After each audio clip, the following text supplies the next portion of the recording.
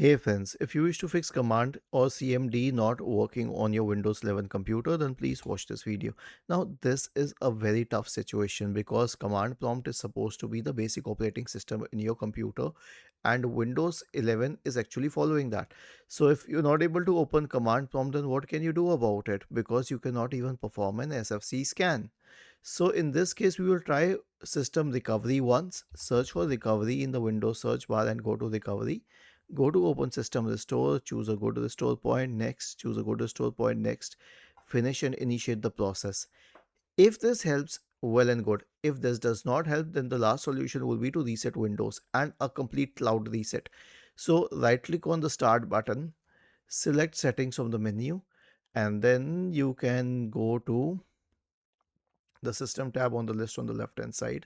Select recovery in the right pane, click on reset PC, select remove everything, select cloud download, and then next. Was this helpful?